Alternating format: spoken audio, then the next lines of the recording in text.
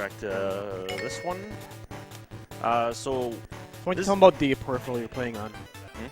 The peripheral you're playing on. You're playing on the Game Boy 2? Yeah. Super Game Boy 2. Yeah, so this is Battletoads for the Game Boy. That's being played on the Super Game Boy 2, which has the speed percent corrected Correct speed from the Game Boy 1. Yeah, from the Super Game Boy 1, which was, I believe it was like 10%? I think it was 16. 16%? 12, 16. Somewhere around that range. Somewhere around that range. This is the standard for Game Boy games. Yeah, this is the corrected speed. So if I was playing this on the original, it would be slightly faster. The music would be quicker and so forth. But I hit this one to go. Yeah, I guess just give it a push down. Yeah, okay. So it's an any percent Ready, run. Russ? You ready, Russell? We have to hit the button. You have to click enter on it. Oh, not this. Yeah, just click it. All right, so here we go. 3, 2, 1, let's go.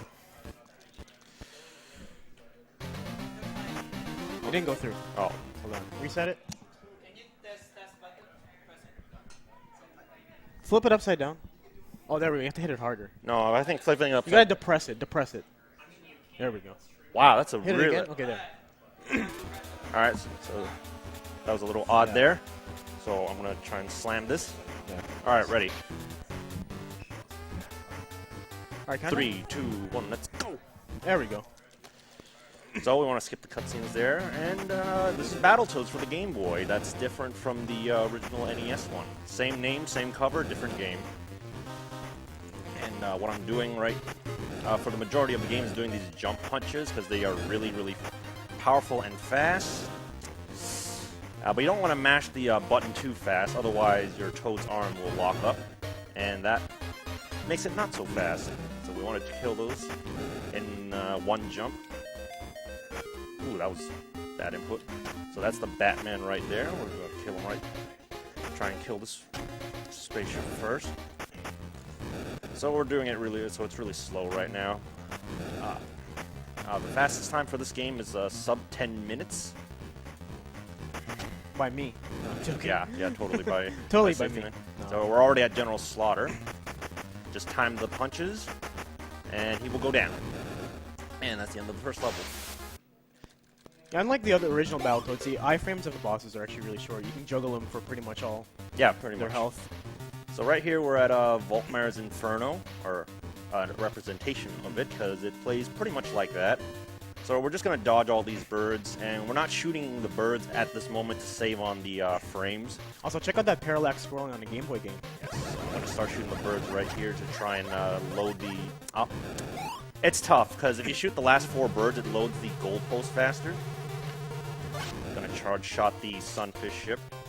Because I found out recently, if you shoot the last 4 birds or so, it will load the goalpost faster, and you don't have to wait, so it's slightly faster if you do that. For those of you who played the original NES game, this looks like the fence part from Volkmaier's Inferno. Except they're not really on fire this time. And it's nowhere near as difficult, and it doesn't have that really troll barrier at the end. This is pretty simple stuff. It's not random, right? No, it's always the the same same. pattern every time. Same with the NES.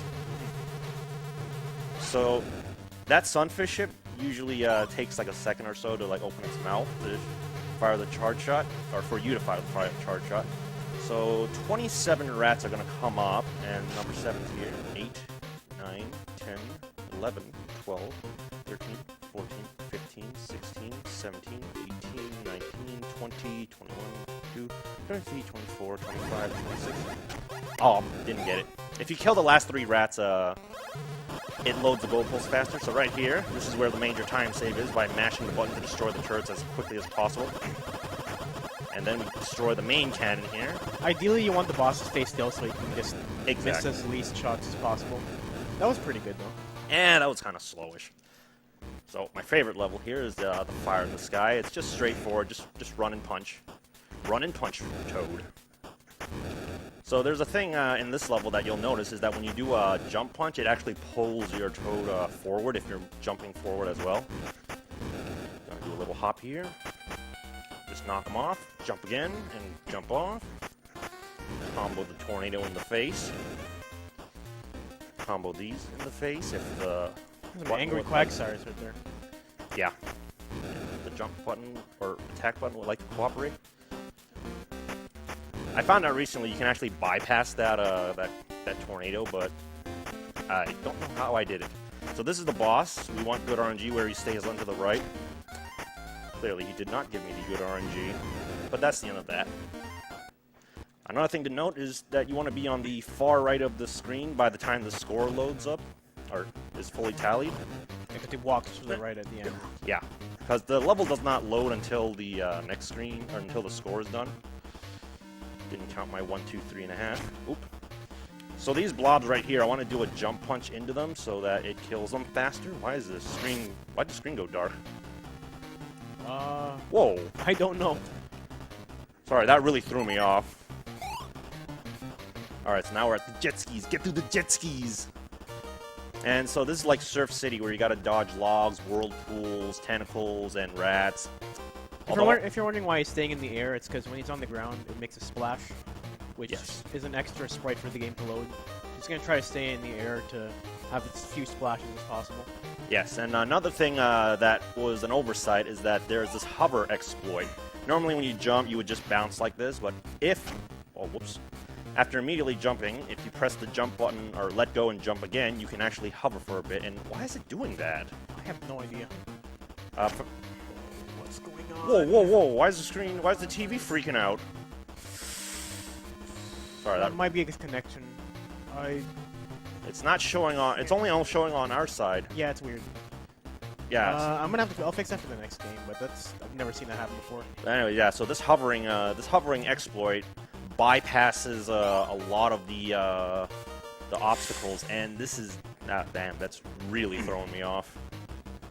For those who can't see, because it's not showing on the screen for everyone to watch, on the TV it's fading in and out. Yeah, it's like getting darker for some reason. It's not too terrible, but it's doable, but it's definitely not. There we go. We're back to normal. It's not optimal.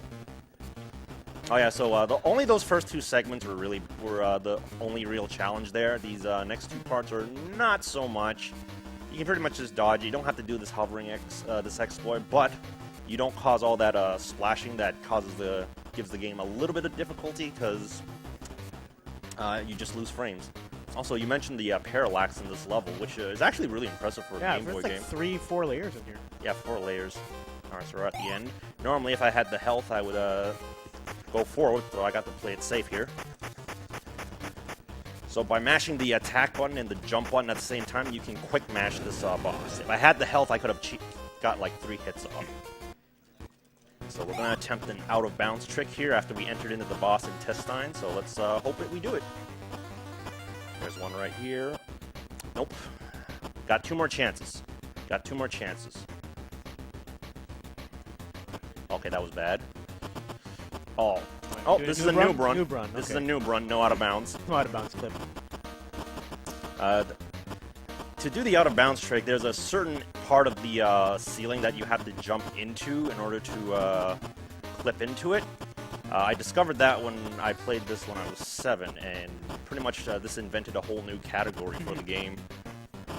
Also, shoutouts to D. Tyson for the music here, because this is actually the same. It has the same beats and music from the NES game, from the hidden track.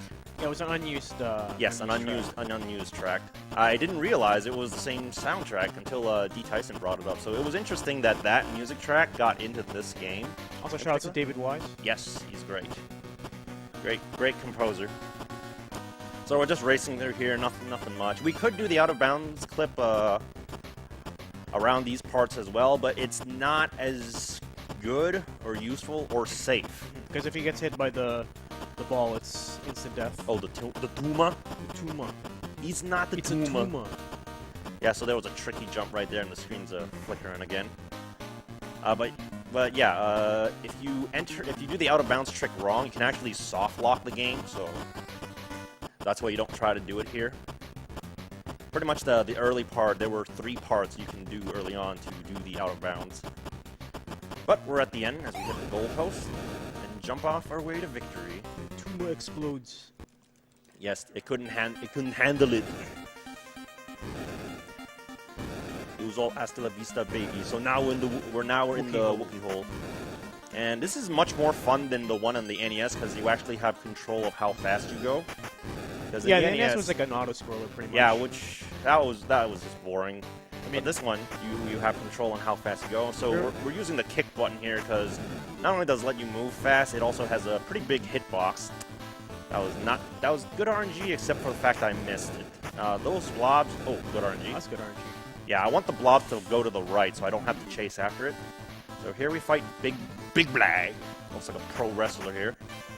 I'm going to try and not get hit and get as many hits on him as I can. So per jump, I preferably get like 3 hits or so. Any more and it's a welcome bonus. The reason why I went so close to the beginning at the door is to set it up. That fight was not bad. Maybe I was 1.6 seconds late from my personal. And welcome to the American Gladiators with the axes coming in right at you. Coming in hot. Coming in hot with them axes. Shout out to Abomination for the hot quotes. Some Langoliers. From Stephen King's books, yes. Or preferably the movie. Not scary, though. Yeah, they're really silly. Come on. Alright, so jump. We don't have much health, so I'm going to die here on purpose. Yeah. Abuse the death and invincibility. It is possible to make it through without taking a hit or dying, but obviously that would be way slower. Take that hit on purpose. Go through here. More Langoliers. More Langoliers right here. Come on. Come on! There we go. And then a new enemy, General Vermin. And just like General Slaughter, preferably I would have liked to juggle him. But you gotta make sure you time your attacks as opposed to mashing it. Oh, come on. Yeah, you can trap him in the one side of the screen, but it didn't work out so well. So that was a little slow. All right, so we're already near the end of the game. 2 more levels. Yes, the Space Invader jetpack sequence, totally original. And then the final boss with Robo Manus. You do not fight the Dock Queen in this. I know that's a little disappointing since all she does is just taunt you at the beginning of the show. So you're timed here and you don't want to die anywhere, otherwise you have to start back at the beginning because there are no checkpoints. And you want to make sure your Space Invader shots are good. Otherwise you'll have a slow level, which you can't do because you're timed. Take another hit. We're already at the end here. Don't like those Space Invaders right there. And it's an alright time. Alright. This is Robo Manus, and he's way bigger than he is on the NES game, and I'm trying to set this up to destroy his arms and his head. Oh, thanks for setting that up for me, Robo Manus. Oh, no, he didn't. Oh, fine, I'll just do that. When Robo Manus' health goes down to 0, that's when you hit the time. So this boss is completely random. I call him RNG Manus. RNG Manus, yeah. Because the flames he's spewing out right now are completely random. And there's no way to predict it, you just gotta be fast. So I'm mashing on his head, and when he gets down to 2 health, you're actually invincible. So right now I'm invincible, and time! Hit the button. Our feed froze, so what was the time? 12:04. That's not too bad.